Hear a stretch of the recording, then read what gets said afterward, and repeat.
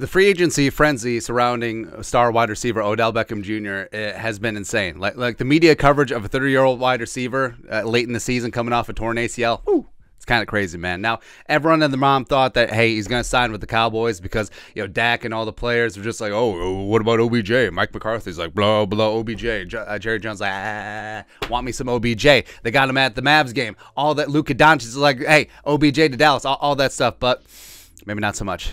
Maybe not so much. So, rap sheet. After whirlwind free agent visit tour with 3 facilities, 3 physicals, and countless meetings with Giants, Bills, and Cowboys, Odell Beckham Jr. headed home to Arizona to weigh his options, talk to his family, and plot his next move. So, we wait. And that's a bad sign. If a team really wanted him, he would have been signed right now. Of course, we're hearing all of the rumors and innuendo. So this is from Bleacher Report Gridiron. The Cowboys have concerns about Odell Beckham's recovery from a torn ACL after his physical with the team, per Ed Werder.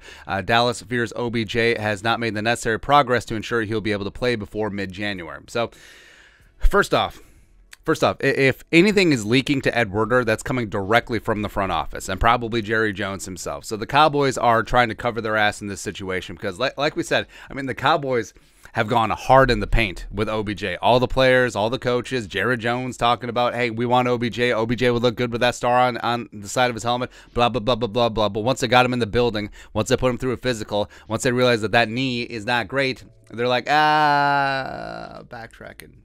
Homer through the bushes meme.gif.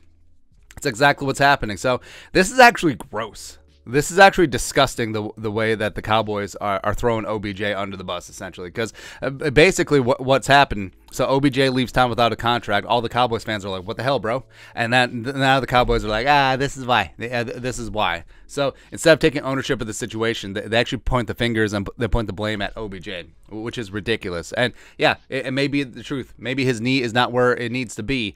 He's only, 10 months removed from a torn ACL in the Super Bowl last year. So maybe that's why he didn't sign with the Bills. Maybe that's why he didn't sign with the Giants. Maybe that's why he didn't sign with the Cowboys. But still messed up. Still messed up. Now, could his knee be the reason why? Long way of getting back to the Vikings because it's always about us. Could that be the reason why there had been very muted interest between the Vikings and Odell Beckham Jr.? Because it made a lot of sense. Because OBJ and Justin Jefferson are tight. It's like a mentor-mentee situation, as well as a whole lot of LSU contingent here with the Vikings. I mean, you got Danielle Hunter, who OBJ works out with in the offseason. You got Patrick Peterson, who was a mentor for OBJ back in the day. So all that stuff factored in. Also, you bring into account that, hey, Kevin O'Connell, Wes Phillips were part of the Rams coaching staff with OBJ last year when they won the Super Bowl. But I don't know. It just never synced up. Because the Vikings were never really rumored to be in the OBJ sweepstakes, and now when more is coming out about his knee, I think it could make sense. Because remember, last year Kevin O'Connell was OC of the Rams, and even though OBJ was obviously a free agent after the season, the medical staff took care of OBJ's ACL after he injured it in the Super Bowl. So I mean, O'Connell, I'm sure, would have some inside knowledge on what went down with that knee, what was the recovery timetable, etc. So that could be the reason why that the Vikings weren't really interested, because O'Connell knew. O'Connell knew that it was going to be a year plus before OBJ was going to be back in the saddle, and maybe just like, whatever at that point. And also, don't discount Kwesi as the assistant GM in Cleveland when OBJ forced his way out of town. So maybe that was just a little bit of a no, as well. Where, remember, it's ultimately Kwesi's decision, right? So all the players and maybe even Kevin O'Connell could have wanted Odell all they wanted, but Kwesi could just be like, no, veto. I have the final say. But it's really interesting, given the connection between the Vikings and Kevin O'Connell and the Rams, and OBJ and the Rams, because, I mean, this is a major concern.